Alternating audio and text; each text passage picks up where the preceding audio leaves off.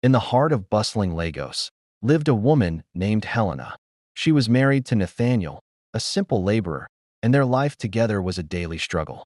Tall, dark, and with a beauty that seemed to radiate from her soul, she was known for her gentle heart and in spirit that refused to be broken.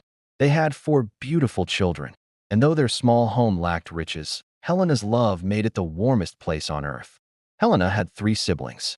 Her elder brother, Benji, was a wealthy man living large in Uyo, while her younger sister, Naomi, lived nearby in Lagos. One day, Naomi visited Helena and saw the depth of her sister's suffering. It broke her heart. Without a second thought, she journeyed to Uyo to plead with their brother Benji for help. Benji listened to Naomi's story, his face unreadable. After a long pause, he sighed and said, "Tell Helena to come home. I will help her and her family." When Naomi returned with this news, joy erupted in Helena's heart. Hope, bright and beautiful, filled their tiny home. That very night, she and Nathaniel packed their few belongings. The journey to Uyo was filled with smiles and hopeful whispers. "Uncle Benji will help us," she told her children. "Everything will be fine now." But the promise of a better life quickly turned sour. Days turned into a week after their arrival, and there was no word from Benji. Finally, Helena gathered her courage and went to his grand house.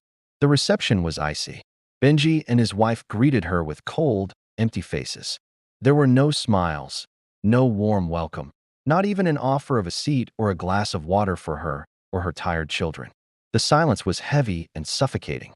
Finally, Benji cleared his throat. "Come tomorrow," he said, his voice flat. "I'll show you something." The next day, filled with a sliver of hope, Helena and her family followed him to one of his vast, unfinished building sites. He pointed to the empty compound. "You and your children will fill this entire site with sand. When you are done, I will see what I can do." Helena's heart shattered. She stared at her brother, her own blood, in utter disbelief. Tears burned her eyes, but she held them back. With a dignity that defied her pain, she simply nodded. "All right," she whispered. The next morning, under the scorching Aqua Ibum sun, Helena and her 4 young children began their impossible task.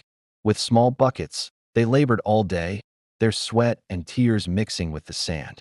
Exhausted and hungry, they returned to Benji's house in the evening to report the work was done. Benji's wife met them at the door.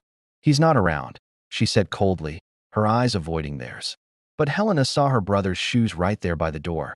She knew he was inside, listening. She didn't say a word. She turned, gathered her children, and walked away as silent tears finally streamed down her face. A few weeks later, a mysterious illness took hold of Helena. Her body grew weaker each day.